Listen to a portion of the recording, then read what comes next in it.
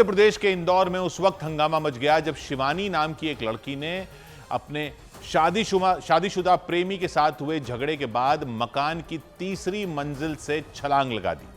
शिवानी के मुताबिक 4 साल से उनका प्रेम प्रसंग आवेश नाम के व्यक्ति से चल रहा था।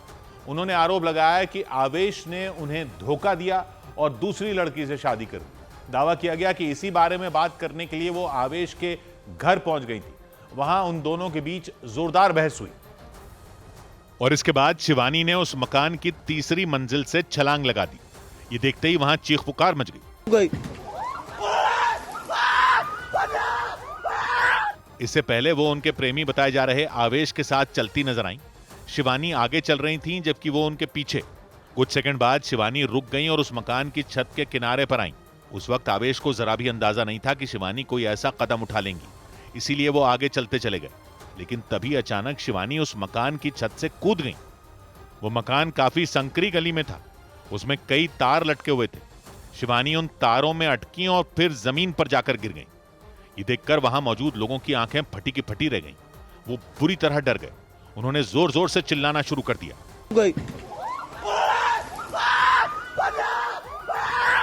इसके बाद शिवानी के प्रेमी बताए जा रहे आवेश समेत सभी लोग उनकी तरफ दौड़ पड़े। शिवानी को तुरंत अस्पताल ले जाया गया और वहां उनकी हालत गंभीर बताई गई।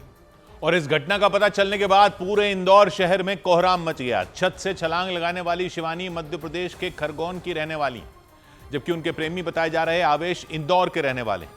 दावा किया गया कि कई साल से दोनों के बीच प्रेम संबंध थे, लेकिन अचानक आवेश ने शिवानी को छोड़कर किसी दूसरी लड़की से शादी कर ली। इसका पता चलने के बाद शिवानी का पारा 7वें आसमान पर पहुंच गया। वो तुरंत खरगोन से इंदौर चली आई और उनके प्रेमी बताए जा रहे आवेश के घर पर हंगामा कर दिया। घर पहुंचते ही शिवानी आवेश से उलझ गई। उन्होंने आवेश की टी शर्ट पकड़ ली, जबकि आवेश अपने दोनों हाथों से शिवानी का चेहरा पकड़े नजर आए। देखकर ऐसा लगा जैसे वो शिवानी को घर के अंदर से बाहर निकालने की कोशिश कर रहे हों, लेकिन शिवानी भी घर के अंदर जाने की जिद पर अड़ी रही। हंगामा सुनकर आवेश की पत्नी और घर में मौजूद दूसरे लोग वहां पहुंच गए। इस दौरान शिवानी रोती नजर आई। बाद में शिवानी और आवेश घर के कमरे में पहुंच गए, जहां आवेश की पत्नी ने शिवानी को रोकने की कोशिश की, लेकिन उनकी तमाम कोशिशों के बाद भी शिवानी ने आवेश को नहीं छोड़ा। शिवानी लगातार आवेश की टी शर्ट पकड़े रही। काफी देर तक वहां इसी तरह हंगामा होता रहा। बाद में शिवानी आवेश को छत पर ले गई, लेकिन किसी को यह अंदाजा नहीं था कि वहां से वो नीचे कूद जाएंगी। हालांकि खुदकुशी की कोशिश करने वाली शिवानी के मुताबिक वो पिछले 4 साल से आवेश को जानती हैं। शिवानी का यह भी आरोप है कि आवेश ने न सिर्फ दूसरी लड़की से शादी की, बल्कि शादी के बाद भी वो उनसे लगातार मिलता रहा। परेशान होकर शिवानी ने इंदौर पुलिस से आवेश की शिकायत भी की थी, जिसके बाद इसी मामले में इंदौर पुलिस ने आवेश को गिरफ्तार भी किया था, लेकिन बाद में शिवानी की शिकायत वापस लेने पर आवेश को छोड़ दिया गया था। शिवानी ने आरोप लगाया कि आवेश ने शुरुआत में जो नाम बताया था उससे ये लगा था कि वो हिंदू है। पहले से नाम अभी बताया था, फिर इसका नाम आवेश नाम निकला पूरा मुस्लिम। फिर हम रिलेशनशिप में आते 3-4 साल से रिलेशनशिप में यही बोलता रहा। मेरे घर पर भी पता है, सबको पता है मैं उसकी शादी कर। आरोपों के मुताबिक शादी के बाद भी आवेश ने शिवानी के साथ रिश्ता खत्म नहीं किया, बल्कि उसे धमकियां भी देता रहा। ये शादी करके बैठ गया, उसके बाद भी मेरे से रिलेशन बनाता रहता है और मेरे को मारपीट करता रहता है और धमका के मिलता है कि तू नहीं मिलना है, फिर गालों पे रेजर मार दूंगा, ऐसा कर दूंगा, वैसा कर दूंगा। इतना ही नहीं, शिवानी ने आवेश पर ड्रग्स देने के आरोप भी लगाए। नशे की हालत में सब कुछ करता है, ड्रग्स दे देता है। हाँ, ड्रग्स देता है, ये खुद भी देता है, मुझे भी देता है। इतना ही नहीं, शिवानी के मुताबिक उसके छत से छलांग लगाने के बाद आवेश ने उसके मोबाइल फोन से उसकी सारी चैट भी डिलीट कर दी। उधर बिहार की राजधानी पटना में मुख्यमंत्री नीतीश कुमार के कार्यक्रम में जोरदार हंगामा हो गया। राज्य के मदरसों में पढ़ने वाले कई टीचरों ने वहां वेतन न मिलने पर अपनी नाराजगी जताई। हंगामा इतना बढ़ गया कि इस कार्यक्रम को बीच में ही रोकना पड़ा। पटना के बापू सभागार में बिहार राज्य मदरसा शिक्षा बोर्ड के 100 साल पूरे होने पर एक कार्यक्रम का आयोजन किया गया। इसमें अलग अलग मदरसों में पढ़ाने वाले सैकड़ों टीचर शामिल हुए। लेकिन जैसे ही मुख्यमंत्री नीतीश कुमार भाषण देकर इस कार्यक्रम से निकले, वहां हंगामा खड़ा हो गया। मदरसों में पढ़ाने वाले कई टीचर मंच पर चढ़ गए तो कुछ मंच के नजदीक आ गए और उन्होंने इस कार्यक्रम को जबरदस्ती रुकवा दिया। वो इस बात पर भड़क गए कि मुख्यमंत्री ने उनके वेतन को लेकर कोई ऐलान नहीं किया। हम लोग को बोला गया था कि आप लोग को 14 साल से पेमेंट नहीं मिल रहा है, वो दिया जाएगा, लेकिन धोखा दिया है। धोखा दिया हम लोग को। मुख्यमंत्री के वहां से जाते ही टीचरों के सब्र का बांध टूट गया। वो अपनी सीट से उठ खड़े हुए और वेतन को लेकर अपना विरोध जताने लग गए। इसके बाद कार्यक्रम को जारी रखना मुश्किल हो गया। इस अल्पसंख्यक संवाद में उन लोगों ने हंगामा शुरू कर दिया और अभी इस कार्यक्रम को पूरी तरीके से रोक दिया गया है। हालांकि जब तक नीतीश कुमार वहां मौजूद रहे तब तक उनके नाम के नारे लगते रहे। मदरसों के टीचरों ने भी उनके समर्थन में नारेबाजी की। टीचरों के मुताबिक उन्हें उम्मीद थी कि मुख्यमंत्री उनकी परेशानी दूर करेंगे। उन्होंने इस सिलसिले में नीतीश कुमार को आवेदन भी सौंपे। मुख्यमंत्री ने जाने से पहले खुद उनका आवेदन लिया और फिर वो अधिकारियों को निर्देश देते हुए वहां से निकल गए। बाद में हंगामा बढ़ने पर वहां मौजूद पुलिस ने किसी तरह टीचरों को शांत कराया। इधर दिल्ली में यमुना नदी का जलस्तर बढ़ने के बाद अलर्ट जारी कर दिया गया। दिल्ली में यमुना नदी का जलस्तर खतरे के निशान के पास पहुंच गया। इसके बाद प्रशासन ने अलर्ट जारी कर दिया और लोगों से यमुना नदी के किनारे से दूर रहने की अपील की। गुजरात के द्वारका जिले में लगातार हो रही बारिश की वजह से कई इलाके डूब गए। इस बीच कल्याणपुर तहसील के रावल गांव में बाढ़ आने से लोगों की परेशानी बढ़ गई। वहां खेतों और सड़कों पर पानी भर जाने से कई गांवों का संपर्क टूट गया। दिल्ली के द्वारका, छावला और प्रसाद नगर इलाके में मौजूद 6 स्कूलों को ईमेल भेजकर बम से उड़ाने की धमकी मिली और इससे हड़कंप मच गया। इसका पता चलने के बाद दिल्ली पुलिस और फायर ब्रिगेड ने स्कूलों में तलाशी अभियान चलाया। हालांकि किसी भी स्कूल में कोई संदिग्ध चीज नहीं मिली। स्कूल से मैसेज आया था कि बॉम्ब थ्रेट है, तो बच्चों को छुट्टी हो गई थी, तो हम बच्चों को वापस लेंगे। दिल्ली पुलिस के कमिश्नर शशि भूषण कुमार सिंह को पद से हटा दिया गया। उनकी जगह तिहाड़ जेल के डीजी सतीश गोलचा को दिल्ली पुलिस का नया कमिश्नर बनाया गया। सतीश गोलचा 1992 बैच के आईपीएस अधिकारी हैं। इधर गुजरात के अहमदाबाद में एक प्राइवेट स्कूल में 10वीं के छात्र की हत्या के बाद भड़का बवाल थमता नहीं दिख रहा। कांग्रेस के छात्र संगठन एनएसयूआई के कार्यकर्ताओं ने स्कूल के बाहर खूब हंगामा किया। 10वीं के उस छात्र की हत्या का आरोप उसी के स्कूल में पढ़ने वाले एक छात्र पर लगा। प्रदर्शनकारियों ने दावा किया कि यह घटना स्कूल प्रशासन की लापरवाही की वजह से हुई। एनएसयूआई ने स्कूल के खिलाफ नारेबाजी की और प्रिंसिपल समेत स्कूल मैनेजमेंट से जुड़े लोगों पर एफआईआर दर्ज करने की मांग की। प्रदर्शनकारियों ने आरोप लगाया कि स्कूल प्रशासन ने खुद को बचाने के लिए न सिर्फ सबूत मिटाए बल्कि बच्चों को अस्पताल पहुंचाने में भी देर की थी। इसी तरह के आरोप लगाते हुए इससे पहले हिंदूवादी संगठनों से जुड़े लोग भी स्कूल पर पहुंच गए थे। उनके साथ स्कूल में पढ़ने वाले बच्चों और उनके माता पिता ने स्कूल का घेराव कर दिया था। उन्होंने स्कूल में घुसकर तोड़फोड़ भी की थी और छात्र की हत्या होने के बाद अपना गुस्सा निकाला था। इस मामले में एनएसयूआई के कार्यकर्ता भी स्कूल के बाहर इकट्ठा हो गए और उन्होंने हंगामा शुरू कर दिया। उन्होंने स्कूल में घुसने की कोशिश की। प्रदर्शनकारियों को रोकने के लिए वहां मौजूद पुलिस वालों ने पूरी ताकत लगा दी। वहां धक्का मुक्की जैसे हालात बन गए। पुलिस के साथ झड़प के बाद नाराज एनएसयूआई के कार्यकर्ताओं ने पुलिस प्रशासन और बीजेपी सरकार के खिलाफ नारे लगाने शुरू कर दिए।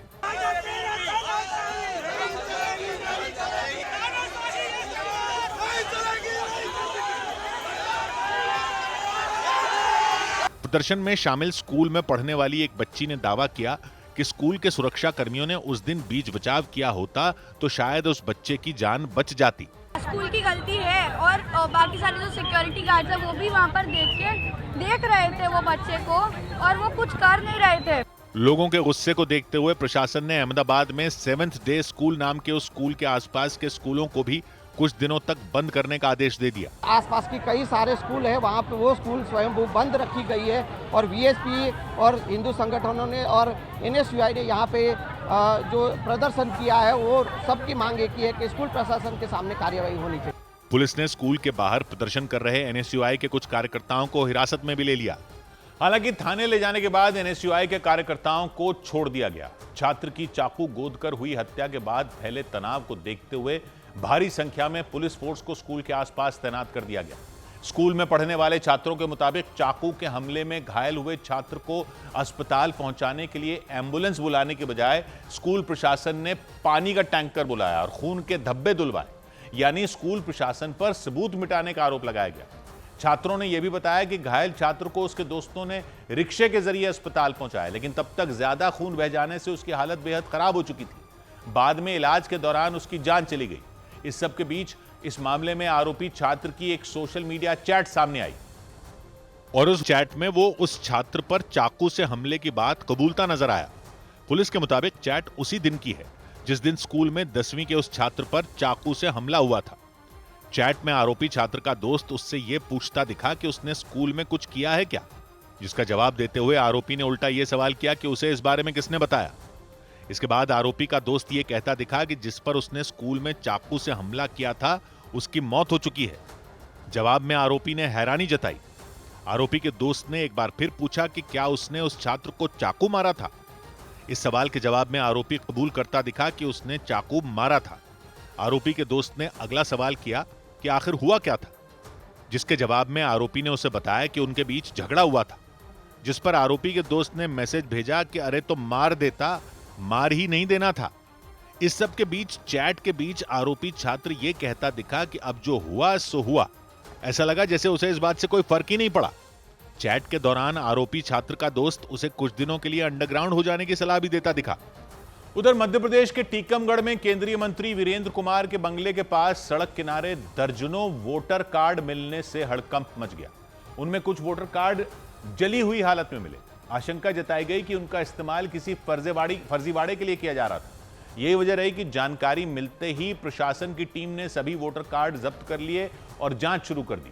केंद्रीय मंत्री वीरेंद्र कुमार टीकमगढ़ लोकसभा सीट से सांसद हैं।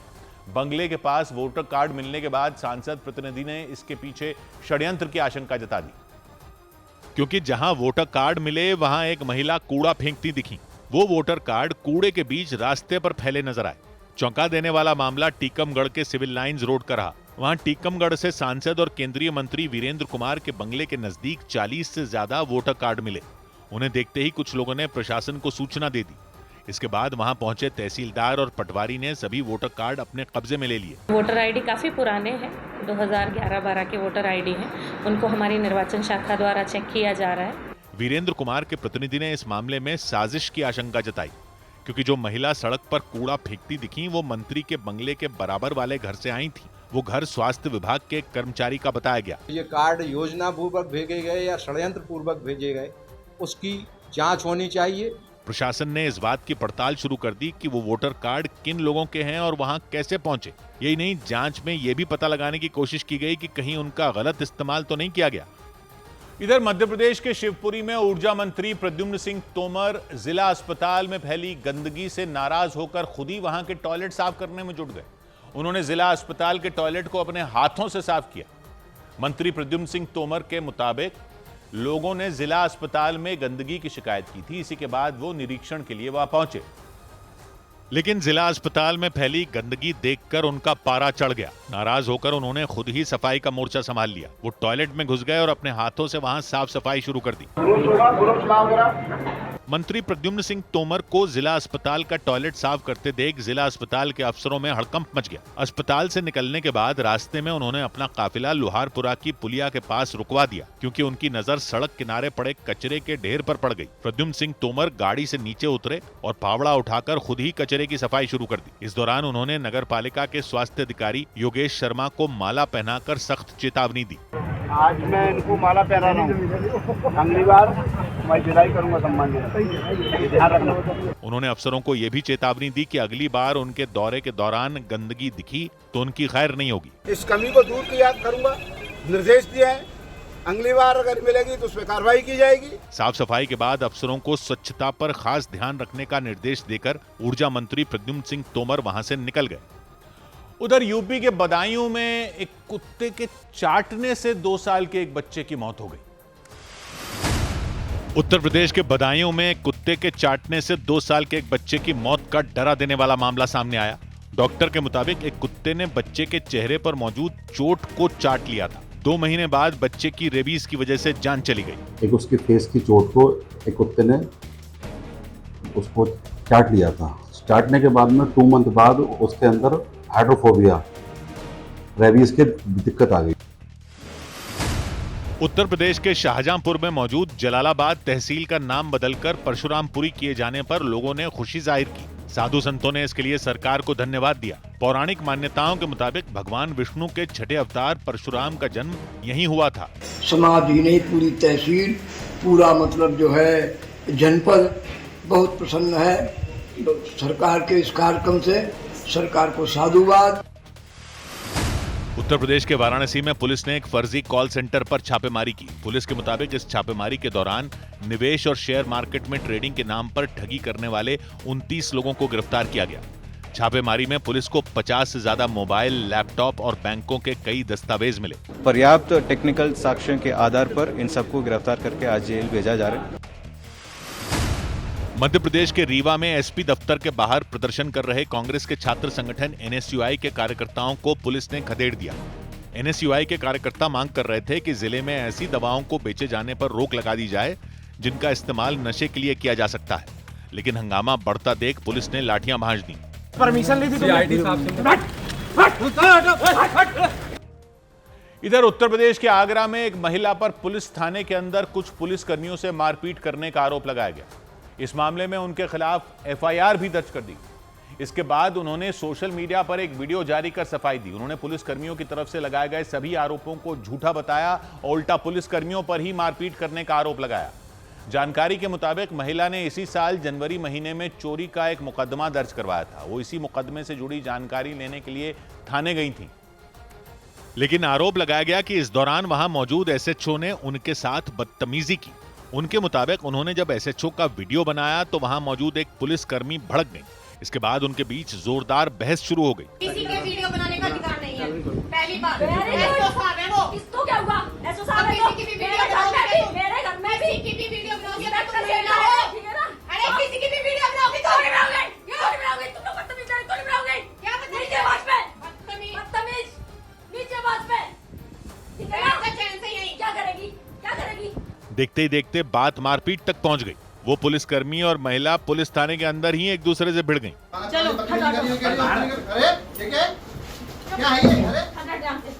लेकिन ये मामला यहीं खत्म नहीं हुआ। पुलिस थाने के अंदर शुरू हुआ बवाल पुलिस थाने के बाहर तक पहुंच गया।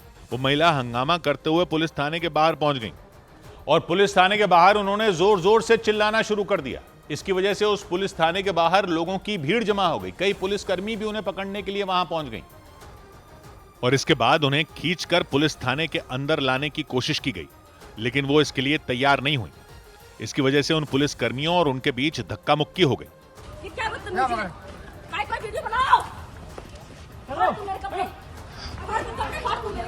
तीन पुलिसकर्मी उन्हें अपनी पूरी ताकत से खींच रही थीं, लेकिन वो अंदर न जाने की जिद पर अड़ी रहीं। अंदर नहीं लाई जा रही पकड़ के। अरेस्ट करो से। काफी देर की कोशिश के बाद वो उन्हें पुलिस थाने के अंदर ले गईं और पुलिस के साथ बदतमीजी करने के आरोप में उनके खिलाफ एफआईआर दर्ज कर दी। इसके बाद उन्होंने सोशल मीडिया पर एक वीडियो जारी किया और उस पुलिस थाने के एसएचओ से लेकर सभी पुलिस कर्मियों पर आरोप लगाए। पूरे स्टाफ ने मिलके, जेंट्सों ने मिलके, विद एसएचओ ने मेरे साथ बदतमीजी की। ऑफिस का कुंडी लगा करके मेरे साथ छिड़खानी की। मेरे कपड़े फाड़े गए। मेरे को देखिए कितनी चोटें हैं सब। अगर मुझे न्याय नहीं मिला मैं सच में सुसाइड कर लूंगी। उन्होंने ये वीडियो जारी कर धमकी दी कि अगर उन्हें न्याय नहीं मिला तो वो खुदकुशी कर लेंगी। उधर मध्य प्रदेश के शाहजहांपुर की कृषि मंडी में अव्यवस्था से भड़के किसानों ने चक्का जाम कर दिया। किसान वहां सैकड़ों की संख्या में पहुंच गए। उन्होंने बताया कि इस बार प्याज की बम्पर पैदावार हुई, लेकिन किसानों के मुताबिक कृषि मंडी में प्याज रखने के लिए जरूरी जगह बची नहीं, इसलिए वो प्याज को खुले में रखने के लिए मजबूर हो गए। इस बीच लगातार हो रही बारिश ने उनकी मुश्किलें बढ़ा दी, क्योंकि बारिश में भीगने से बड़े पैमाने पर प्याज खराब हो गया और जो सही सलामत बचा उसे कम कीमत पर बेचना पड़ा। और इसी बात से नाराज वो किसान कृषि मंडी में धरने पर बैठ गए। उन्होंने मंडी प्रशासन के खिलाफ जमकर नारेबाजी की। शाहजहांपुर की कृषि मंडी में किसानों का जमावड़ा लग गया। उनके प्रदर्शन की वजह से वहां काफी देर तक कामकाज बंद रहा। सूचना मिलने पर पुलिस और प्रशासन की टीमें भी वहां पहुंची। उन्होंने भड़के हुए किसानों को समझाने बुझाने की कोशिश की, लेकिन वो अपनी मांगों पर अड़े रहे। प्रदर्शन कर रहे किसानों ने दावा किया कि मंडी में अनाज और सब्जियां रखने की जगह बेहद कम है, इसीलिए वहां प्याज बेचने के लिए पहुंचे कुछ किसानों को अपनी प्याज की बोरियां बाहर खुले में रखनी पड़ी।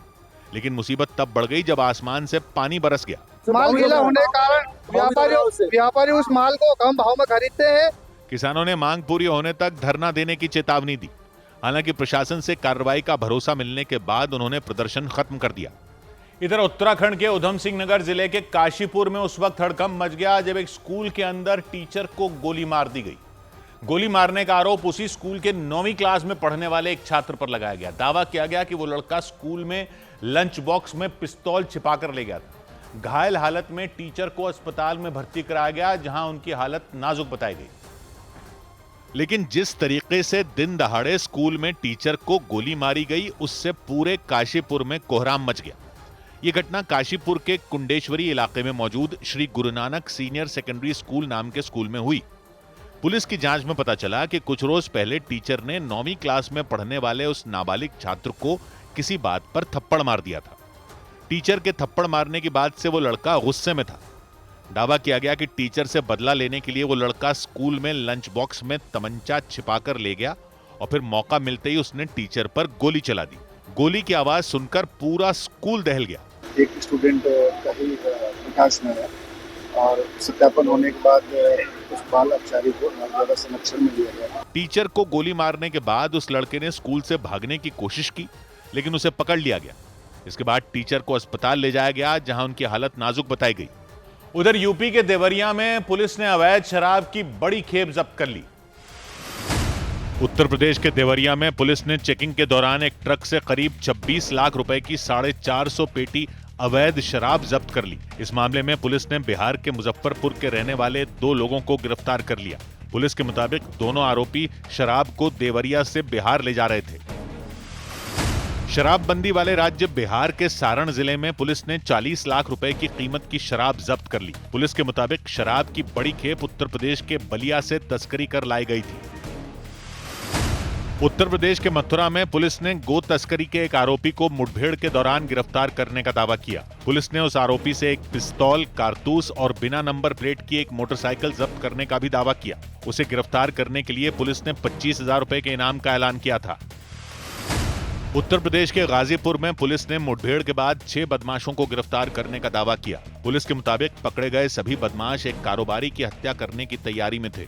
पुलिस ने उनके पास से 2 तमंचे, गोलियां, 2 बाइक और एक लैपटॉप बरामद करने का दावा किया। की तरफ से पुलिस पर फायरिंग की है। आत्मरक्षा तत्काल आड़ लेते हुए पुलिस ने भी फायरिंग की, जिसमें कि एक बदमाश के पैर में गोली लग गई है। उत्तर प्रदेश के हरदोई में 2 गांवों को जोड़ने वाली एक पुलिया के डूब जाने की वजह से बच्चों का स्कूल जाना मुश्किल हो गया। वहां बड़ी संख्या में छात्र जोखिम भरे रास्ते को पार करते नजर आए। इधर मध्य प्रदेश के रीवा में एक प्राइवेट कॉलेज में परीक्षा के दौरान खुलेआम नकल किए जाने के आरोप में शिक्षा विभाग ने जांच के आदेश दे दिए। आरोप लगा कि वहां छात्रों को नकल कराने के लिए पर्चियां ही नहीं बल्कि किताबें भी पकड़ा दी गईं, लेकिन परीक्षा केंद्र में मौजूद किसी व्यक्ति ने इसका वीडियो रिकॉर्ड कर सोशल मीडिया पर शेयर कर दिया। और उस वीडियो में छात्रों की आंसर शीट के अलावा डेस्क पर कई कॉपियां रखी नजर आईं, जबकि परीक्षा केंद्र में कुछ छात्र तो आमने सामने बैठकर अपनी आंसर शीट पर लिखते दिखाई दिए। उन्हें देखकर लगा ही नहीं कि वहां कोई परीक्षा चल रही हो। ऐसा लगा मानो किसी क्लासरूम में बैठे कई छात्र ब्रेक टाइम पर एक दूसरे के साथ मस्ती कर रहे हों। ये वीडियो रीवा के चाकघाट इलाके के उस निजी कॉलेज का बताया गया। आरोप लगा वहां परीक्षा के दौरान छात्रों ने किताबें खोलकर धड़ल्ले से नकल की। इसके साथ ही यह भी आरोप लगे कि नकल कराने के लिए कॉलेज प्रबंधन की तरफ से छात्रों से रुपए वसूले गए। हालांकि इसकी शिकायत मिलने पर शिक्षा विभाग ने मामले में जांच के आदेश दे दिए। मैंने विश्वविद्यालय के रजिस्ट्रार से इस पर चर्चा किया और उनको बताया कि जो आपका उड़नदस्ता गठित है उसको आप वहां पर तत्काल भेजें और वहां पर जब्ती की कार्रवाई करें। बताया गया कि पिछले साल भी चाकघाट इलाके के कई कॉलेजों से नकल कराए जाने के कुछ वीडियो सामने आए थे और इस मामले में शिक्षा विभाग की तरफ से सख्त कार्रवाई की गई थी। उधर राजस्थान के माउंट आबू में उस वक्त दहशत फैल गई जब वहां सांडों ने मिलकर एक बाजार में उत्पात मचा दिया। वो सांड आपस में बुरी तरह भिड़ गए, लेकिन मुसीबत तब बढ़ गई जब वो लड़ते लड़ते मिठाइयों की एक दुकान में घुस गए। इसके बाद तो वहां अफरा तफरी मच गई, क्योंकि खून के प्यासे बन चुके उन सांडों ने उस दुकान के काउंटर को जोरदार टक्कर मार दी। उन्हें देखते ही लोगों ने चीखना चिल्लाना शुरू कर दिया।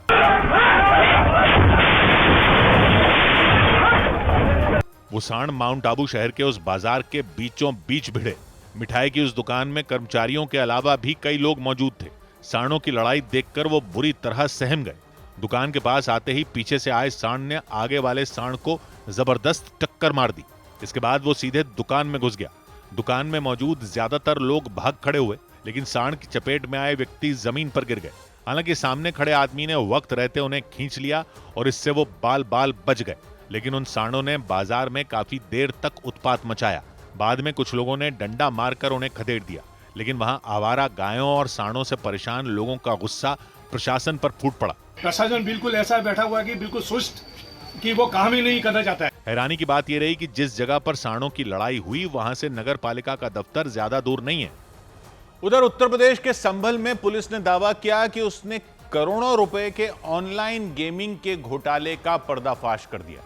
पुलिस के मुताबिक एक दिहाड़ी मजदूर के बैंक खाते की जांच करते हुए वो इस घोटाले का उसका पता लगा सकी। मामले में 5 आरोपियों को गिरफ्तार कर लिया गया। इसके साथ ही कई mobile phone, laptop, SIM card समेत कई दूसरी चीजें बरामद करने का भी दावा किया गया। संभल में ही कुछ रोज पहले लोगों की झूठी मौत की बात कहकर बीमा कंपनियों से पैसे वसूलने वाले गिरोह को पकड़ा गया था। और पुलिस ने इसी तरह के एक और फर्जीवाड़े का पता लगाने का दावा किया। उसके मुताबिक घोटाले का पता तब चला जब एक मजदूर उसके पास अपनी शिकायत लेकर पहुंचा। पुलिस की जांच में पता चला कि उसके जैसे कई और लोग जंबो 365 नाम के ऑनलाइन गेमिंग ऐप से जुड़े हुए थे और उनके बैंक खातों का गलत इस्तेमाल किया जा रहा था। दावा किया गया कि मजदूर लालच में आकर इस ऑनलाइन गेमिंग ऐप में पैसा लगाते थे, लेकिन बाद में उनका पैसा हड़प लिया जाता था। जो कि इनोसेंट लोगों से गेमिंग के माध्यम से पैसे उनके खाते में क्रेडिट करवाते हैं और बाद में शुरू में उनको जिताने का ऐसा भ्रम दिखाते हैं। पुलिस ने दावा किया इस ऐप से जुड़े लोगों के बैंक खातों का गलत इस्तेमाल कर करोड़ों रुपए विदेश भी भेजे गए। पुलिस के मुताबिक संभल के अलावा देश के कई और शहरों में इस गैंग का नेटवर्क फैला हुआ था और इन लोगों ने मिलकर करोड़ों रुपए का घोटाला किया। इस तरीके का ये मुझे लगता है कई 100 करोड़ का घोटाला है। ये धीरे धीरे प्रकाश में आएगा। पुलिस के मुताबिक जो मजदूर शिकायत लेकर पहुंचा उसे बैंक से 91,000 रुपए का नोटिस मिला था और उसके बैंक खाते में 1,70,00,000 रुपए का लेन देन भी हुआ था। उधर मुंबई में मुख्यमंत्री देवेंद्र फडणवीस और राज ठाकरे की मुलाकात ने कई अटकलों को हवा दे दी। मुंबई में एमएनएस प्रमुख राज ठाकरे मुख्यमंत्री देवेंद्र फडणवीस से मिलने पहुंचे तो सियासी हलचल तेज हो गई। अटकलें लगाई गईं कि वो एनडीए का दामन थाम सकते हैं, लेकिन मुलाकात के बाद राज ठाकरे ने बताया कि उन्होंने मुख्यमंत्री के साथ महाराष्ट्र में बारिश के बीच जलभराव समेत कई मुद्दों पर चर्चा की।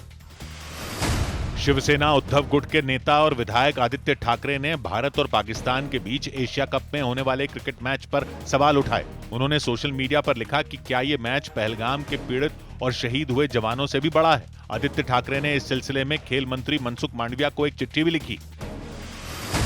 उत्तर प्रदेश में कांग्रेस के प्रदेश अध्यक्ष अजय राय ने उत्तर प्रदेश में होने वाले पंचायत चुनावों में भी वोट चोरी की आशंका जताई। निश्चित तौर से ये पूरी तरीके से जब लोकसभा में चोरी हो सकती है, जब प्रधानमंत्री स्वयं अपने चुनाव में चोरी करा सकते हैं, तो पंचायत में जरूर कराएंगे। पंजाब के अमृतसर में पुलिस ने मलकीत सिंह नाम के व्यक्ति को गिरफ्तार कर लिया। उसके पास से पुलिस ने हैंड ग्रेनेड, पिस्तौल और गोलियां बरामद करने का दावा किया। पुलिस के मुताबिक मलकीत सिंह धर्मा संधू नाम के गैंगस्टर के संपर्क में था, जिसका संबंध आतंकी संगठन बब्बर खालसा से है। उत्तर प्रदेश के बागपत में एक लड़के की मौत के बाद उसके परिवार वालों ने एक पुलिस इंस्पेक्टर के खिलाफ केस दर्ज कराने की मांग की। उस लड़के के परिवार वालों के मुताबिक कुछ दिन पहले उस इंस्पेक्टर ने अपनी कार से उस लड़के को टक्कर मार दी थी।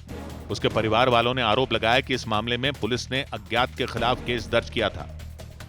इधर मध्य प्रदेश की राजधानी भोपाल में ड्रग्स तस्करी और रेप समेत कई मामलों के आरोपियों के मकान को प्रशासन ने बुलडोजर चलाकर ढहा दिया। ये कार्रवाई वहां रहने वाले यासीन मछली के खिलाफ हुई। पुलिस के मुताबिक यासीन मछली और यासीन मछली के परिवार के कुछ सदस्यों का नाम ड्रग्स की तस्करी के मामले में सामने आया था। इस बीच प्रशासन ने यासीन मछली की कोठी को अवैध बताकर उसे जमींदोज कर दिया और इस काम के लिए एक दो नहीं बल्कि कई बुलडोजर वहां भेजे गए। जिस कोठी को तोड़ा गया वो इतनी बड़ी थी कि उसे ढहाने में कई घंटों का वक्त लग गया।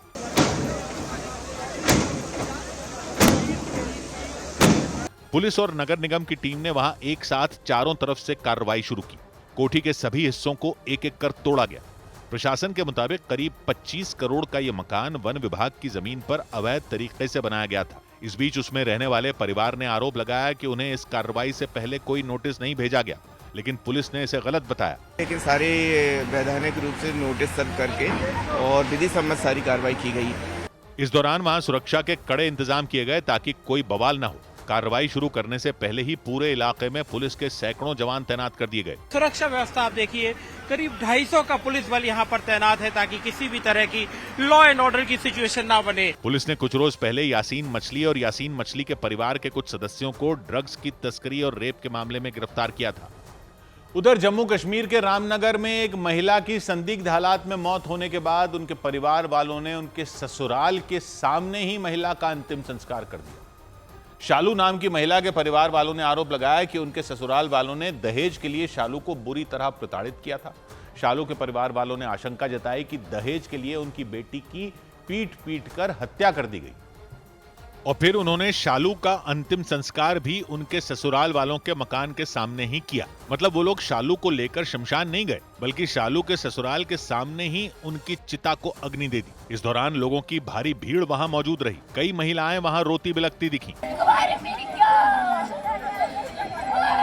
शालू के परिवार वालों ने आरोप लगाया कि उनके ससुराल के लोगों ने उन्हें दहेज के लिए प्रताड़ित किया। चूंकि शालू का शव संदिग्ध हालात में मिला, इसलिए उनके परिवार के लोगों ने उनकी हत्या किए जाने का शक भी जताया। इसके बाद उन्होंने दहेज में दिए फर्नीचर की लकड़ियों को तोड़कर ससुराल के सामने ही शालू का अंतिम संस्कार कर दिया। बेटी को कई बार प्रताड़ित किया जाता था। मायके वालों को तो इस बात की खबर भी नहीं थी कि बेटी के साथ होता क्या था। ये बात पड़ोसियों ने बताई। इस घटना से पूरा गांव सन्न रह गया। घटना की जानकारी मिलने के बाद पुलिस भी वहां पहुंची, जिसने शालू के ससुराल वालों के खिलाफ केस दर्ज कर जांच शुरू कर दी।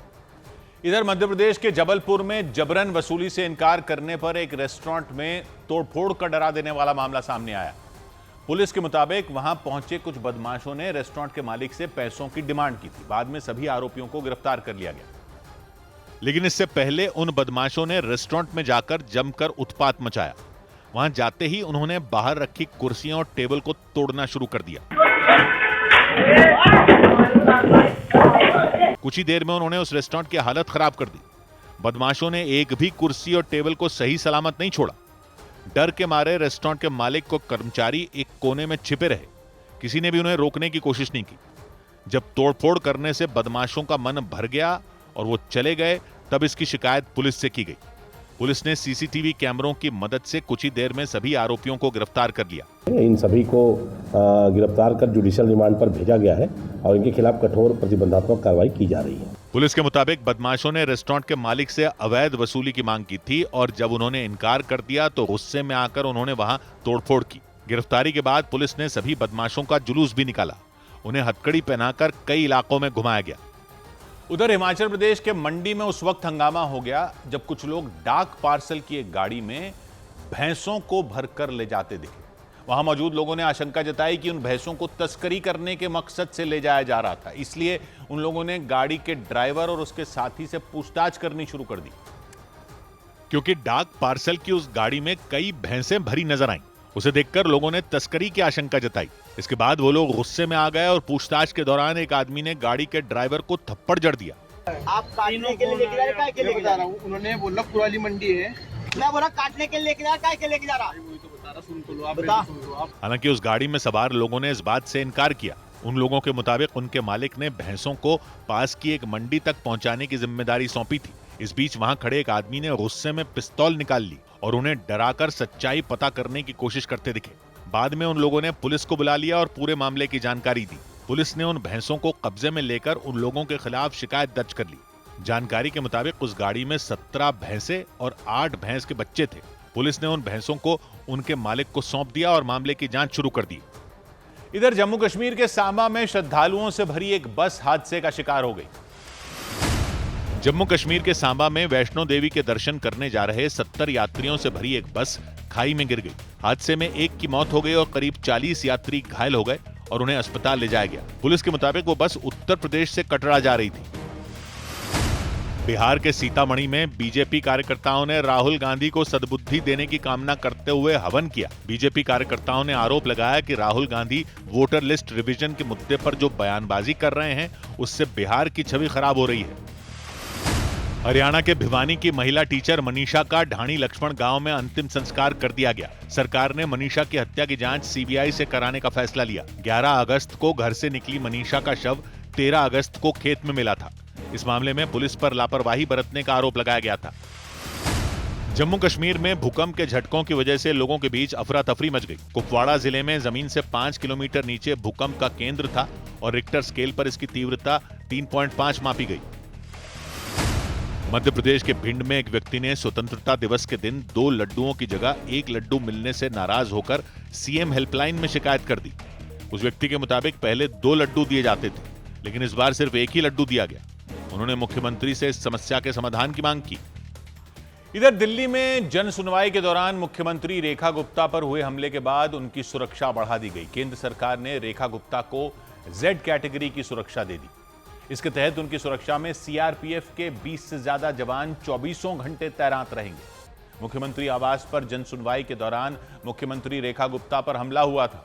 गुजरात के राजकोट के रहने वाले राजेश खिमजी नाम के व्यक्ति ने उन पर हमला किया था और उसकी वजह से मुख्यमंत्री आवास पर कोहराम मच गया था। तुरंत मुख्यमंत्री रेखा गुप्ता की सुरक्षा में तैनात दिल्ली पुलिस के अधिकारियों ने राजेश को हिरासत में ले लिया था। जन सुनवाई के दौरान दिल्ली की मुख्यमंत्री पर हुए हमले के बाद केंद्र सरकार ने उनकी सुरक्षा बढ़ा दी। मुख्यमंत्री रेखा गुप्ता को जेड श्रेणी की सुरक्षा दे दी गई। इसके तहत दिल्ली पुलिस के जवानों की जगह सीआरपीएफ के 20 से ज्यादा हथियारबंद जवान 24 घंटे उनकी सुरक्षा में तैनात रहेंगे। हमले के बाद अब उनके सिक्योरिटी को अपग्रेड किया गया है। जेड श्रेणी की सिक्योरिटी दी जाएगी।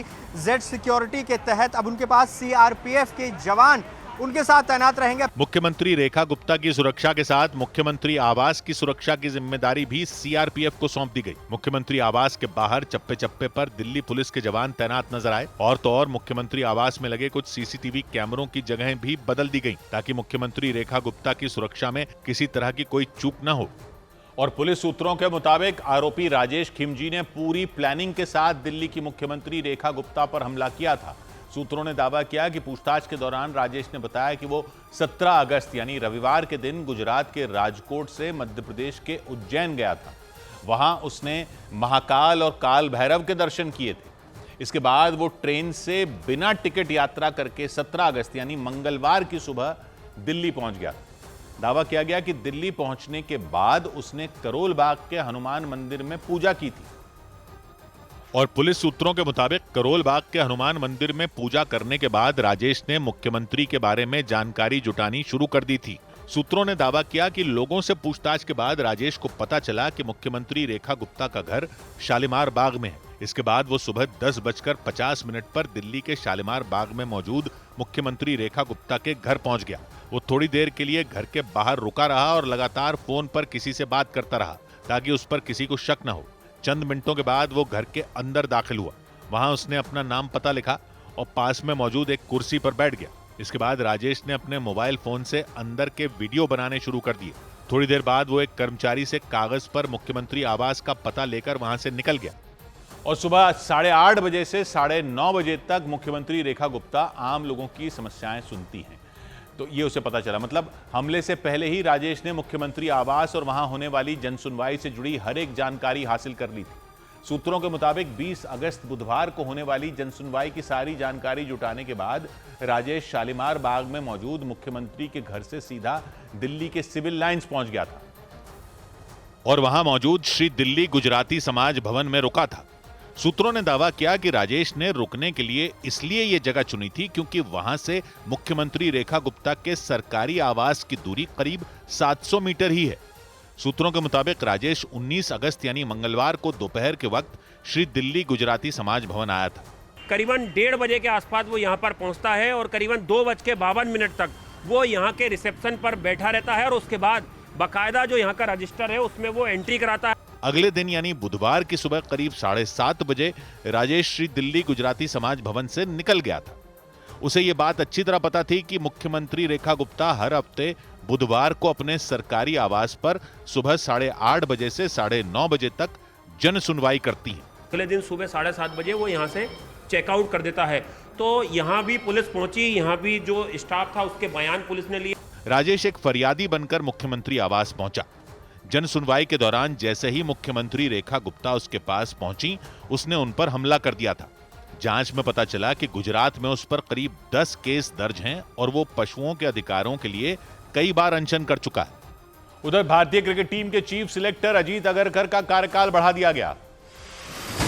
बीसीसीआई ने भारतीय क्रिकेट टीम के चीफ सिलेक्टर अजीत आगरकर का कार्यकाल अगले साल जून तक के लिए बढ़ा दिया। मतलब वो जून 2026 तक भारतीय क्रिकेट टीम के चीफ सिलेक्टर रहेंगे। उन्होंने 2023 में चीफ सिलेक्टर का पद संभाला था।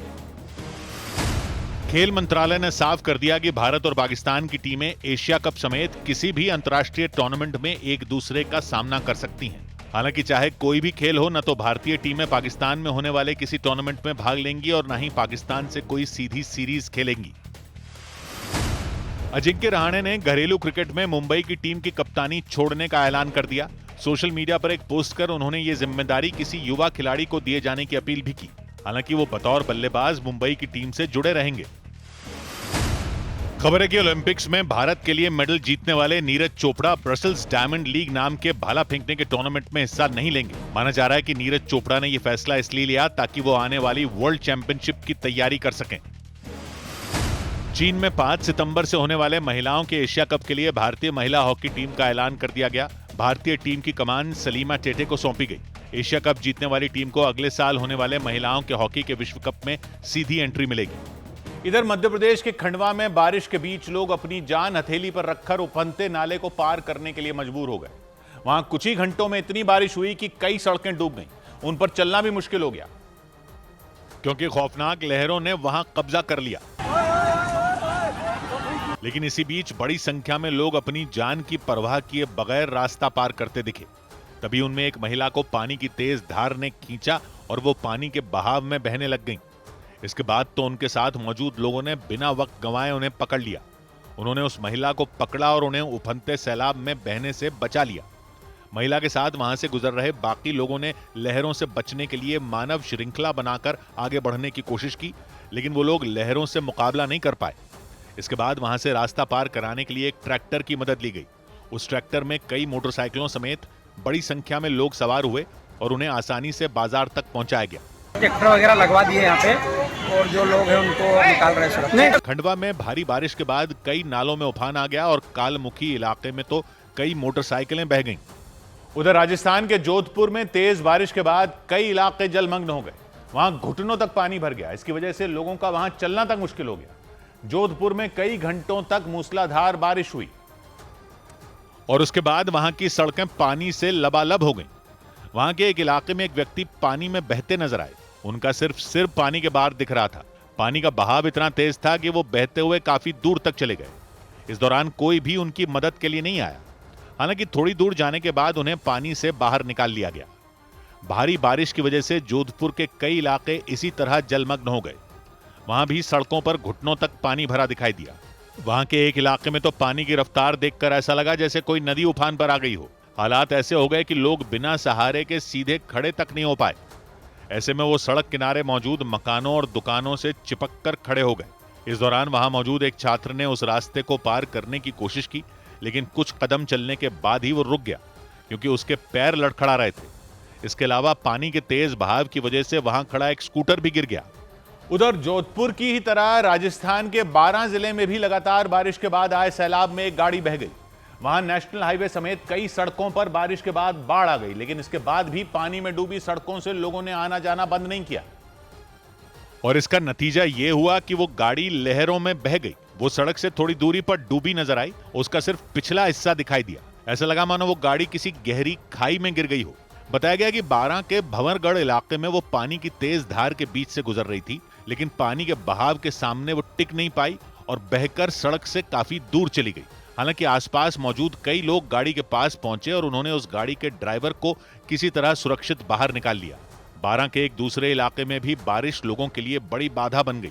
वहां कई गाड़ियों में सवार लोग उफनती लहरों को चुनौती देते हुए रास्ता पार करते नजर आए। इस दौरान उनके लहरों में बह जाने का खतरा बना रहा। 12 में भारी बारिश के बाद आई बाढ़ की वजह से नेशनल हाईवे 27 पर ऊनी गांव के पास गाड़ियों के गुजरने पर रोक लगा दी गई। इसके अलावा खंडेला मार्ग को भी बंद करना पड़ा। उधर गुजरात के वलसाड़ में बाढ़ के पानी में एक कार के बहने से 2 लोगों की जान चली गई। एक व्यक्ति अपनी पत्नी और बेटी के साथ जा रहे थे, लेकिन उनकी कार सैलाब में बह गई। इसके बाद आसपास मौजूद कुछ लोगों ने कड़ी मेहनत कर उस व्यक्ति को बचा लिया, लेकिन उनकी पत्नी और बेटी उस कार के अंदर ही फंसी रह गई। और इसकी जानकारी मिलने पर एनडीआरएफ की टीम वहां पहुंच गई। एनडीआरएफ के जवान रात के वक्त उस कार तक पहुंचने के लिए जद्दोजहद करते नजर आए। इस दौरान आसपास के कई लोग भी उनके साथ मौजूद रहे। वो लोग पानी के बीच अपने हाथों में टॉर्च लेकर चलते दिखे। एनडीआरएफ के कुछ जवान 2 रस्सियों के एक सिरे को पकड़कर झाड़ियों के पास खड़े हो गए, जबकि कुछ जवान उन रस्सियों के दूसरे सिरे को पकड़कर वहां से दूर जाते दिखे। इसके लिए उन्होंने एक नाव की भी मदद ली, लेकिन अंधेरे में उस कार तक पहुंचना उनके लिए काफी मुश्किल हो गया। एनडीआरएफ के जवानों के मुताबिक वो लोग सुबह उस कार के पास पहुंच गए। रेस्क्यू करने में थोड़ा सा कठिनाई हो रही थी। 2:30 बजे तक प्रयास करने के बाद फिर हमने ऑपरेशन को स्टॉप किया। अर्ली मॉर्निंग फिर ऑपरेशन शुरू किया, तो सुबह फिर पानी का लेवल भी कम हो गया था, तो फिर गाड़ी मिल गई। वलसाड के पारडी इलाके में एनडीआरएफ के जवानों को झाड़ियों के पास वो गाड़ी मिली और उससे 2 शवों को बरामद किया गया। और इस सब के बीच गुजरात के पोरबंदर में एनडीआरएफ के जवानों ने सैलाब के बीच फंसे 13 लोगों की जान बचा ली। जानकारी के मुताबिक वो सभी लोग एक दूध के टैंकर के साथ पोरबंदर की मोचा कड़च रोड के पास फंस गए थे। उनके चारों तरफ सिवाय मटमैले पानी के और कुछ नजर नहीं आया, और ऐसे में उन्हें वहां से निकालने का जिम्मा एनडीआरएफ की टीम को सौंपा गया। वो 13 लोग पोरबंदर की मोचा कड़च रोड के पास ऐसी जगह फंसे थे जहां तक पहुंचना बेहद कठिन था। दूर दूर तक सिवाय पानी के कुछ और नजर ही नहीं आया। रोड तो पूरी तरह से गायब हो चुकी थी। अगर कुछ दिखा तो सिर्फ उस रोड के किनारे लगे बिजली के खंभे दिखे। इसी वजह से उन 13 लोगों की सांसें अटकी हुई थी। हालांकि इस मुश्किल को भांपते हुए एनडीआरएफ की टीम ने पहले तो ड्रोन से उस पूरे रास्ते का मुआयना किया, फिर अपनी एक टीम वहां भेजकर उन लोगों को निकाला। इस दौरान वहां इतना पानी भरा नजर आया कि गांव के मकान आधे से ज्यादा उसमें डूबे दिखे। गांव तक पहुंचने के सभी रास्ते पानी में समा गए। आशंका जताई गई कि रास्ता न समझ आने की वजह से ही वो 13 लोग दूध के उस टैंकर के साथ वहां फंस गए, जिन्हें बाद में एनडीआरएफ ने बचाव अभियान चलाकर वहां से निकाल लिया। उधर महाराष्ट्र के रायगढ़ जिले में मछुआरों से भरी एक नाव बीच समंदर में डूब गई। घटना की जानकारी मिलने के बाद सीआईएसएफ के साथ नौसेना के जवान कई नावों के जरिए वहां पहुंच गए। उन्होंने उन मछुआरों को समंदर से बाहर निकालने के लिए राहत अभियान चलाया, लेकिन राहत और बचाव अभियान के दौरान उन्हें काफी दिक्कतों का सामना करना पड़ा। तेज हवाओं की वजह से समंदर की लहरों में वो नाव हिचकोले खाती नजर आई। नाव को किनारे तक लाने के लिए उसे 2 रस्सियों की मदद से खींचने की कोशिश की गई। वहां काफी देर तक राहत बचाव टीम ने जद्दोजहद की, लेकिन समंदर की ताकतवर लहरों ने उसे डुबो दिया। इसके बाद उस पर सवार मछुआरे तैरते दिखाई दिए। रायगढ़ के उरण इलाके में वो मछुआरे उस नाव पर सवार होकर समंदर में मछली पकड़ने के लिए गए थे, लेकिन उनकी वो नाव डूब गई। हालांकि सीआईएसएफ और नौसेना के जवानों ने उन मछुआरों को सुरक्षित बाहर निकाल लिया और उनकी जान बच गई। बताया गया कि तेज हवाओं की वजह से समंदर में मछली पकड़ने पर रोक लगाई गई थी। इसके बावजूद वो मछुआरे समंदर में चले गए थे। इस घटना के बाद महाराष्ट्र मत्स्य पालन विभाग और पुलिस से जांच की मांग की गई। इधर महाराष्ट्र के नासिक में बांध से पानी छोड़े जाने के बाद कई इलाकों में कोहराम मच गया। वहां लगातार हो रही बारिश के बीच गोदावरी नदी उफान पर आ गई। उस नदी ने रौद्र रूप में आकर कई इलाकों को तबाह कर दिया। क्योंकि नदी का पानी सड़कों पर सैलाब बनकर बहता नजर आया। उफनती लहरों को जिसने भी देखा उसके रोंगटे खड़े हो गए। उन्हें देखकर ऐसा लगा मानो वो सब कुछ अपने साथ बहा ले जाएंगी। लहरों की चपेट में आने से कई मंदिर पानी में समा गए और कुछ मंदिरों का तो सिर्फ ऊपरी हिस्सा ही दिखाई दिया। वहां मौजूद बड़े बड़े मंदिरों का आधे से ज्यादा हिस्सा पानी में डूबा नजर आया। सड़कें तो दिखाई देना ही बंद हो गई। नदी के आसपास बने मकान भी पानी पानी हो गए और इससे लोगों की मुसीबतें बढ़ गईं। उनकी कमर तक पानी भरा नजर आया। महाराष्ट्र के नासिक जिले में लगातार हो रही बारिश के बीच गंगापुर बांध से पानी छोड़े जाने पर तबाही मच गई। इससे गोदावरी नदी का जलस्तर खतरे के निशान तक पहुंच गया और बाढ़ के खतरे ने चारों तरफ हाहाकार मचा दिया। नदी का जलस्तर बढ़ने से नासिक के कई इलाकों में हालात बिगड़ गए और वहां रहने वालों की आफत बढ़ गई। उधर जम्मू कश्मीर के किश्तवाड़ में बादल फटने से आई आफत के बाद बचाव अभियान के लिए सेना ने खास तरह की मशीनों की मदद ली। किश्तवाड़ में बादल फटने के बाद वहां चारों तरफ पानी और मलबा फैल गया था। वहां नदी के आसपास कुछ लोगों के फंसे होने की आशंका जताई गई और उन्हें निकालने के लिए ही सेना और बचाव अभियान में जुटे जवानों ने वहां मौजूद चट्टानों के पास धमाके किए ताकि चट्टानों को हटाकर रास्ता बनाया जा सके। इसके अलावा भारतीय सेना के जवानों ने वहां फंसे लोगों को निकालने के लिए खास तरह की मशीनों की मदद ली। किश्तवाड़ में बादल फटने की घटना के बाद वहां के ज्यादातर इलाकों में पानी भर गया था, जो कई दिन बाद तक भी कम नहीं हुआ। इसीलिए सेना के जवानों ने तलाशी और बचाव अभियान चलाने के लिए ऐसी गाड़ियों का सहारा लिया जिनके पहिए काफी बड़े थे। इन्हीं बड़े पहियों की वजह से वो गाड़ियां नदी के तेज बहाव और पत्थरों के टुकड़ों को आसानी से पार कर गईं। इससे पहले नदी में आए उफान को पार करने में जवानों को बेहद परेशानी का सामना करना पड़ रहा था, लेकिन इन खास मशीनों और गाड़ियों की मदद से वो नदी के बीचों बीच पहुंचने में सफल हो गए। सिर्फ यही मशीन है जो हमारी पानी में आ सकती है। तो आज हम लोगों ने आर्मी के साथ ज्वाइंट ऑपरेशन किया है कि नदी में हम सर्च कर रहे हैं कि कोई डेड बॉडी तो नहीं है। किश्तवाड़ में आई तबाही के बाद पहाड़ों से बड़ी बड़ी चट्टानें नीचे आ गई थीं। उनके साथ भयंकर मलबा भी आया था, जिससे किश्तवाड़ के ज्यादातर रास्ते बंद हो गए थे। इसी को देखते हुए बचाव अभियान में जुटी टीमों ने पत्थरों के उन टुकड़ों को हटाकर वहां नए सिरे से रास्ते बनाने शुरू कर दिए। बड़ी खबर आई अग्नि 5 मिसाइल पर। भारत ने बड़ी कामयाबी हासिल करते हुए अग्नि 5 मिसाइल का सफल परीक्षण कर लिया। अग्नि 5 एक इंटरकॉन्टिनेंटल बैलिस्टिक मिसाइल है जो हजारों किलोमीटर दूर तक के टारगेट को ध्वस्त कर सकती है। इस तरह की मिसाइल बनाने वाला भारत दुनिया का 8वां देश बन गया। इस मिसाइल के बाद पूरा चीन भारत की जद में आ सक जाएगा। सिर्फ चीन ही नहीं, बल्कि भारत अग्नि 5 मिसाइल के जरिए यूरोप और अफ्रीका में भी किसी टारगेट को ध्वस्त कर सकता है। तो सौभाग्य की एक बात यह कि जो लेटेस्ट अग्नि 5 मिसाइल टेस्ट की गई है, इसके बारे में आपने सुना होगा कि पूरा चीन इसकी रेंज में है और आवाज से 24 गुना तेज जा सकती है वगैरह वगैरह। लेकिन इसमें सबसे खास बात क्या है? सबसे खास बात यह है कि यह एक साथ 10-12 टारगेट पर हमला कर सकती है। एक साथ 10 जगह कैसे मारेगी? मतलब एक ही मिसाइल जाएगी तो एक जगह गिरेगी ना, 10 जगह कैसे गिर जाएगी मिसाइल? यह समझने वाली बात है। तो पहले तो टेक्नोलॉजी समझते हैं। अग्नि 5 एक बैलिस्टिक मिसाइल है। ये बैलिस्टिक मिसाइल क्या होती है? बैलिस्टिक मिसाइल समझ लीजिए कि एक तरह का रॉकेट होता है। जैसे रॉकेट सैटेलाइट लेकर अंतरिक्ष में जाता है, वैसे ही बैलिस्टिक मिसाइल भी वही चीज है। बैलिस्टिक मिसाइल भी अंतरिक्ष में चली जाती है। पता है आपको? पब्लिक तो यही समझती है ना कि एक जमीन से जमीन पर वार करने वाली मिसाइल होती है, जमीन से छोड़ी, उड़कर गई हवाई जहाज की तरह और जमीन के टारगेट पर गिर गई।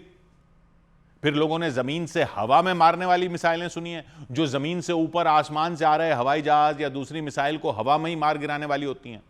फिर हवा से जमीन पर वार करने वाली मिसाइल भी होती है, यानी जो हवाई जहाज से लॉन्च की जाती है और जमीन पर टारगेट को फोड़ देती है, जैसे हमने ऑपरेशन सिंदूर में अपने फाइटर जेट से पाकिस्तान के अड्डों को उड़ा दिया था। तो फिर यह बैलिस्टिक मिसाइल क्या होती है? तो बैलिस्टिक मिसाइल जाती है स्पेस में, अंतरिक्ष में, रॉकेट की तरह। रॉकेट का तो आप जानते हैं कि अंतरिक्ष में सैटेलाइट लेकर जाता है और फिर वहां सैटेलाइट रॉकेट से अलग हो जाती है और फिर पृथ्वी के चक्कर काटने लगती है। ये जानते हैं आप। बैलिस्टिक मिसाइल भी सेम तरीके से काम करती है, बस फर्क यह होता है कि रॉकेट अपने साथ सैटेलाइट लेकर जाता है, बैलिस्टिक मिसाइल अपने साथ बम लेकर जाती है। तो रॉकेट तो अंतरिक्ष में सैटेलाइट छोड़ देता है, तो क्या बैलिस्टिक मिसाइल अंतरिक्ष में बम छोड़ देती है? जी हां, बैलिस्टिक मिसाइल अंतरिक्ष में ही बम छोड़ देती है, लेकिन वो बम अंतरिक्ष में ऐसे छोड़ा जाता है कि वो सैटेलाइट की तरह पृथ्वी के चक्कर नहीं काटता ना, बल्कि वो बम वापस आ जाता है पृथ्वी पर और उसमें लोकेशन ऐसे फीड की हुई होती है कि वो एग्जैक्टली उसी जगह पर आकर गिरता है जहां की लोकेशन उसमें डाली होती है। जैसे जीपीएस से आप लोकेशन डालकर गाड़ी को किसी जगह ले जाते हो, वैसे ही। तो अब सवाल यह कि बैलिस्टिक मिसाइल को इतना ऊपर अंतरिक्ष में ले जाने की क्या जरूरत है? जब समझ लो एक जगह से दूसरी जगह ही जाना है, तो अंतरिक्ष में क्यों ले जाओ? धरती पे, पृथ्वी पर ही तो जाना है, इधर से उधर। अंतरिक्ष में ले जाओ, फिर वहां से नीचे बम फेंको। नीचे नीचे ही काम ज्यादा आसान नहीं हो जाएगा? अगर कोई 1000 किलोमीटर भी जाना है, कई हजार किलोमीटर भी जाना है, जैसे अग्नि की रेंज 5000 किलोमीटर है, उससे भी ज्यादा बनाई जा रही है, तो 5000 किलोमीटर जैसे हवाई जहाज जाता है, वैसे ही मिसाइल भी नहीं चली जाएगी क्या? ऐसा क्यों नहीं करते हैं? तो यह समझिए कि पृथ्वी के आसपास हवा का कंबल लपेटा हुआ है, एटमॉस्फेयर कहते हैं, और ग्रेविटी भी है, गुरुत्वाकर्षण है। पृथ्वी चुंबक की तरह अपने आपको चिपका के, सबको चिपका के रखती है। तो पृथ्वी में तो आपको जमीन पर भी एक एक कदम बढ़ाने के लिए ताकत लगानी पड़ती है। गुरुत्वाकर्षण है, ग्रेविटी है, ताकत लगती है। प्लेन भी ऊपर जाता है, ताकत लगती है। अंतरिक्ष में तो ऐसा कुछ है नहीं। देखा नहीं था अभी आपने शुभांशु शुक्ला को? अंतरिक्ष में ताकत कितनी कम लगानी पड़ती थी, सब वो ऐसी फ्लोट कर रहे होते हैं, तैर रहे होते हैं। हवाई जहाज कई हजार किलोमीटर कितने घंटे लगाकर पहुंचता है। अब मिसाइल इतने घंटे लगाकर अगर पहुंचेगी टारगेट पर तो दुश्मन का मिसाइल डिफेंस सिस्टम ही तैयार हो जाएगा। पास से भेजी गई मिसाइल तो चलो जल्दी पहुंच जाएगी, भारत पाकिस्तान वाली मिसाइलें पहुंच गई, लेकिन हजारों किलोमीटर दूर आपका टारगेट अगर है तो हवा को चीरते हुए अगर उसको ग्रेविटी में रहते हुए जाना पड़ेगा तो घंटे लग जाएंगे, तो दुश्मन तैयार हो जाएगा, फिर क्या फायदा हुआ। इसलिए ये हजारों किलोमीटर दूर इंटरकॉन्टिनेंटल मिसाइलें, इंटरकॉन्टिनेंटल, एक कॉन्टिनेंट से दूसरे कॉन्टिनेंट यानी एक महाद्वीप से दूसरे महाद्वीप पर जाने वाली मिसाइलें हवाई जहाज की तरह आसमान में नहीं जाती, इनको पहले भेजते हैं स्पेस में, अंतरिक्ष में, सीधी हवा को चीरते हुए पहले वायुमंडल यानी हवा से पार एटमॉस्फेयर को चीरते हुए, जहां गुरुत्वाकर्षण कमजोर हो जाता है, ग्रेविटी जहां कमजोर हो जाती है, वहां बिना हवा के मिसाइल जबरदस्त स्पीड पकड़ लेती है। वहां ताकत ही नहीं लगानी, जैसे अंतरिक्ष यात्री आराम से ऐसे फ्लोट करते चलते हैं, मिसाइल भी ऊपर पहुंच गई, वो फ्लोट कर रही है तो जबरदस्त स्पीड पकड़ लेती है। अग्नि 5 की स्पीड है मैक 24, आवाज से 24 गुना तेज, आवाज से 24 गुना तेज, यहां से बोला वहां पहुंचा, उस स्पीड से भी 24 गुना तेज। एक घंटे में कितने किलोमीटर? 30,000 किलोमीटर, 30,000 किलोमीटर प्रति घंटा, यानी दिल्ली से बीजिंग 10-15 मिनट में पहुंच जाएगी। यह हवा के अंदर अंदर चलने से नहीं हो सकता, हवा काटने में इतनी ताकत लगेगी, इतनी तेज नहीं जा सकती, इसलिए इसको पहले स्पेस में रॉकेट की तरह भेजना पड़ता है, वहां मिसाइल स्पीड पकड़ती है। अब आ जाइए कि अग्नि 5 में स्पेशल क्या है। तो इसमें क्या है कि यह अंतरिक्ष में जाकर एक बम नहीं छोड़ती, यह अंतरिक्ष में जाकर कई बम एक साथ छोड़ सकती है। सब पर अलग अलग लोकेशन आपने फीड कर दी, समझ लीजिए, और एक मिसाइल से कई टारगेट पर आप निशाना बना सकते हो। मतलब रॉकेट की तरह मिसाइल अंतरिक्ष में गई, जैसे एक रॉकेट कई सैटेलाइट एक साथ लेकर जाता है, एक रॉकेट में कई सैटेलाइट चली जाती हैं, फिर वो ऊपर छोड़ देते हैं, पृथ्वी के चक्कर लगाती रहती हैं, तो रॉकेट सैटेलाइट लेकर जाता है, ऐसे ही मिसाइल ऊपर लेकर जाती है, कई बम लेकर जाती है और वहां इनको छोड़ देती है। तो एक मिसाइल से कई मिसाइलों का काम हो गया। दूसरा, इससे मिसाइल डिफेंस सिस्टम को चकमा भी दे सकते हैं। अब वो कैसे? वो ऐसे कि इसमें आप डिकॉय बम भी फिट कर सकते हो, यानी नकली बम, चकमा देने के लिए रडार को। मिसाइल ऊपर गई, समझ लो 6 बम लेकर, उनमें वो 6 के 6 बम नहीं है, बम में सिर्फ 1 या 2, बाकी सब खोखे हैं समझ लो, और 6 के 6 को अलग अलग टारगेट दे दिया, तो रडार किस किस को पकड़ेगा? इधर से एक बम आ रहा है, उस पर दुश्मन के रडार ने मिसाइल छोड़ दी, और वो असली बम ही ना हो, डिकॉय हो, तो आपका असली बम जो है वो टारगेट पे लग गया। इधर से उसने उसको चकमा दिया, वो सोचे बम इधर से आ रहा है, असली बम उधर से आ रहा हो, दुश्मन की मिसाइल उस पर वेस्ट हो गई और असली बम आपका पहुंच गया टारगेट पर धड़ाम। जैसे गब्बर ने कालिया को बोला था ना कि किस में गोली है किस में नहीं, हमको कुछ नहीं मालूम, ऐसे ही 6 छोड़ दिए मिसाइल ने, किस में बम है किस में नहीं, रडार को कुछ नहीं मालूम। तो बाकी सब अब तो आपने जान ही लिया होगा कि 5000 किलोमीटर की रेंज है, इधर चीन को सारा कवर कर सकती है मिसाइल, उधर ऑस्ट्रेलिया तक जा सकती है, अफ्रीका तक जा सकती है। मैक 24 की स्पीड है, दुनिया की सबसे तेज मिसाइलों में एक है। लेकिन जो बात इसको सबसे खतरनाक बनाती है वो यही है कि इसमें कई बम एक साथ भेजे जा सकते हैं, जो सारे के सारे अलग अलग टारगेट पर जाकर फट सकते हैं, अगर सारे असली भेज दो तो। और अगर रडार को चकमा देना हो तो डिकॉय यानी नकली बम और असली बम मिक्स करके भी एक ही मिसाइल में भेज सकते हैं, ताकि दुश्मन के मिसाइल डिफेंस सिस्टम को चकमा देकर उसका घनचक्कर बना दो। यह ताकत दुनिया के बहुत ही चुनिंदा देशों के पास है, इसको छोटी मोटी उपलब्धि मत समझिएगा। और कोई जब सुपर पावर कहे जाने वाले देशों की मिसाइलों की डींगे हांके ना आपके सामने, तो उसको बता देना बैलिस्टिक मिसाइलों में हमारी अग्नि 5 क्या चीज है।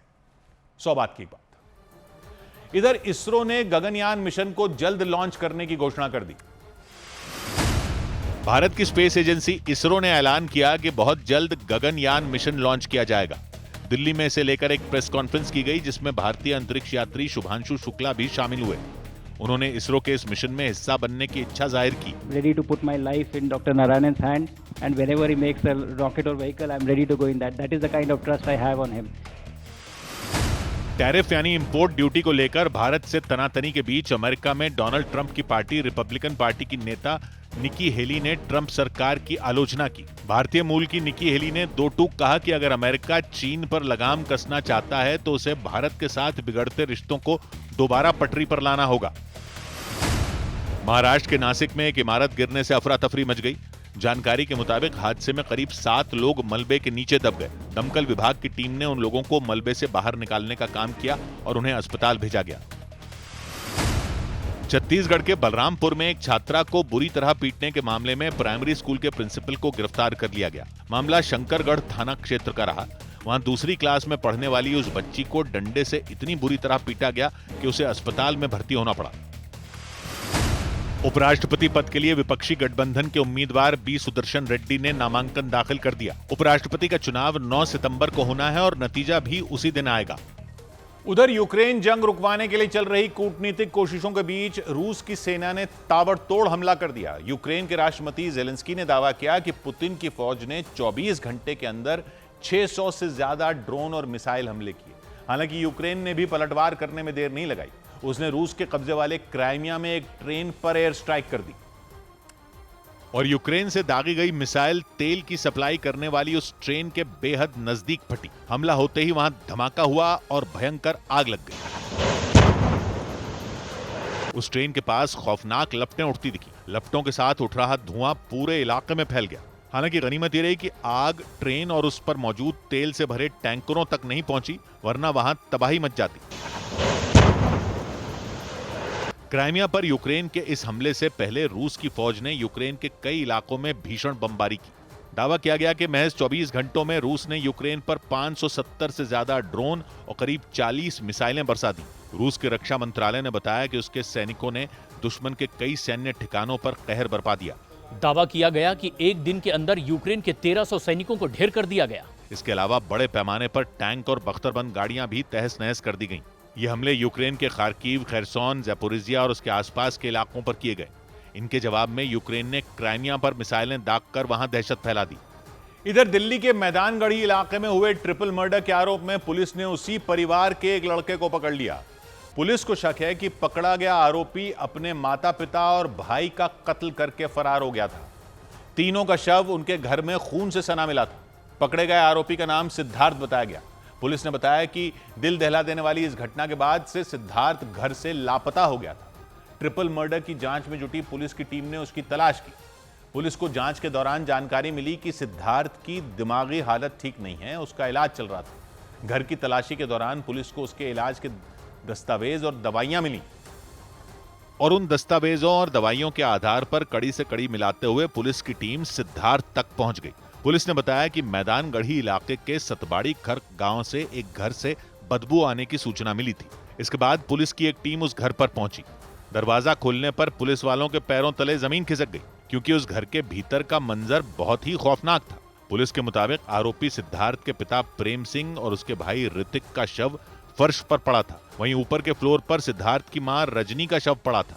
उनका मुंह बंधा हुआ था। पुलिस के मुताबिक सिद्धार्थ ने चाकुओं से गोदकर और ईंट से कुचलकर अपने माता पिता और बड़े भाई को मार डाला था। पुलिस को पूछताछ के दौरान पता चला कि हत्या के बाद सिद्धार्थ ने किसी को बताया था कि उसने सबको मार दिया है और अब वो उस घर में नहीं रहेगा। और पुलिस के मुताबिक इसके बाद वो तीनों शवों को घर में छोड़कर दरवाजा बंद करके फरार हो गया था। उधर राजस्थान के जैसलमेर में डायनासोर के अवशेष मिलने का दावा किया गया। राजस्थान के जैसलमेर में खुदाई के दौरान डायनासोर के करोड़ों साल पुराने अवशेष मिलने का दावा किया गया। वहां मेघा गांव में कई ढांचे मिले और उनमें कुछ की लंबाई तो 6 से 7 फीट तक नजर आई। वैज्ञानिकों का अनुमान है कि वो अवशेष करीब 1800 करोड़ साल पुराने हो सकते हैं। 100% डायनासोर या उससे रिलेटेड उस प्रजाति के जीव हो सकते हैं। दिल्ली के अलग अलग इलाकों से जुलाई में लिए गए 46 दवाओं के सैंपल जांच के दौरान फेल साबित हुए। दिल्ली के अलावा बिहार से लिए गए 7 दवाओं के सैंपल भी जांच में फेल हो गए। वीकली एक्सपायरी के दिन शेयर बाजार दायरे में रहा। सेंसेक्स 143 अंक चढ़ा तो निफ्टी मामूली बढ़त के साथ 25,083 पर पहुंच गया। हालांकि मिड कैप और स्मॉल कैप शेयरों पर दबाव रहा। फार्मा, ऑयल एंड गैस और रियल्टी इंडेक्स बढ़त पर बंद हुए तो एफएमसीजी और पावर सेक्टर के शेयरों में गिरावट रही। हालांकि इस दौरान निवेशकों की संपत्ति करीब 2000 करोड़ रुपए बढ़ गई। इधर उत्तर प्रदेश के वाराणसी में कुछ बदमाशों ने दिन दहाड़े प्रॉपर्टी का काम करने वाले महेंद्र गौतम नाम के एक आदमी को गोली मार दी। गोली इतनी करीब से मारी गई कि महेंद्र गौतम ने अस्पताल पहुंचने से पहले ही दम तोड़ दिया। हालांकि यह हमला किसने किया, किस वजह से उन्हें गोली मारी गई, इसका पता नहीं चल पाया। लेकिन बाइक पर आए उन बदमाशों ने जिस तरह से प्रॉपर्टी का काम करने वाले महेंद्र गौतम को गोली मारी, उससे वाराणसी के सारनाथ इलाके में दहशत मच गई। बाइक पर आए उन बदमाशों ने महेंद्र गौतम को इतने करीब से गोली मारी कि उनकी वहीं मौत हो गई। उन बदमाशों को देखकर यह अंदाजा लगाया गया कि वो पूरी प्लानिंग के साथ आए थे। उन्होंने हमले के लिए एक खाली सड़क को चुना। वहां महेंद्र गौतम और उन बदमाशों के अलावा सिर्फ एक महिला दिखाई दी। हमले के लिए वक्त भी सुबह करीब 9 बजे का चुना गया ताकि सड़क पर ज्यादा लोगों का आना जाना ना हो। इसके बाद उन बदमाशों ने चलती बाइक से महेंद्र गौतम को गोली मारी और पलक झपकते ही वहां से फरार हो गए। हालांकि इस घटना को देखने वाली उस महिला ने मदद के लिए आवाज लगाई, लेकिन तब तक वो बदमाश वहां से भाग चुके थे। इस घटना के बाद पुलिस ने शव का पोस्टमार्टम कराया और बदमाशों की तलाश में जुट गई। एसओजी की टीमें हैं, थाने की टीमें हैं और पूरे जोन की टीमें हैं, इस पे लगी हुई है। पुलिस ने आशंका जताई कि महेंद्र गौतम की हत्या प्रॉपर्टी से जुड़े किसी विवाद की वजह से की गई होगी। इस घटना के बाद पुलिस ने आसपास के इलाके के सीसीटीवी कैमरों की फुटेज इकट्ठी करनी शुरू कर दी ताकि जल्द से जल्द उन बदमाशों तक पहुंचा जा सके। उधर बिहार के नवादा में दो बख्शों के बीच हुई झड़प के बाद एक व्यक्ति ने फायरिंग कर पूरे इलाके में दहशत मचा दी। इस घटना के बाद इलाके के लोग डर के मारे अपने घरों में छिप गए। जानकारी के मुताबिक जमीन को लेकर उन दोनों पक्षों के बीच लंबे वक्त से झगड़ा चल रहा था और इस पर बात इतनी बिगड़ गई कि एक पक्ष गुस्से से तमतमाया हुआ दूसरे के घर पहुंच गया। उसके कई लोग गाली गलौज करते हुए वहां आए, तभी उनमें एक व्यक्ति ने हवा में गोली चला दी। फायरिंग होते ही वहां खौफ का माहौल बन गया। पूरे इलाके के लोग डर के मारे अपने घर में कैद हो गए। फायरिंग करने वाले जिनके घर पहुंचे उन लोगों का तो और भी बुरा हाल हो गया। वो खिड़कियों से छिपकर तो उन्हें देख रहे थे, लेकिन सामने आने की हिम्मत नहीं जुटा पाए। इससे पहले दोनों पक्षों में झड़प हो गई। बात बिगड़ती देख एक पक्ष के लोग दौड़ते हुए अपने घर में चले गए तो दूसरे पक्ष के लोग उनका पीछा करते हुए वहां पहुंचे। इस दौरान वो धमकियां देते और अपशब्दों का इस्तेमाल करते नजर आए। उनमें कुछ लोगों के हाथों में डंडे भी दिखाई दिए। डरा देने वाली यह घटना नवादा के नारदीगंज थाना इलाके के बीकू गांव में हुई। जानकारी के मुताबिक पूरा बवाल जमीन को लेकर चल रहे झगड़े की वजह से हुआ।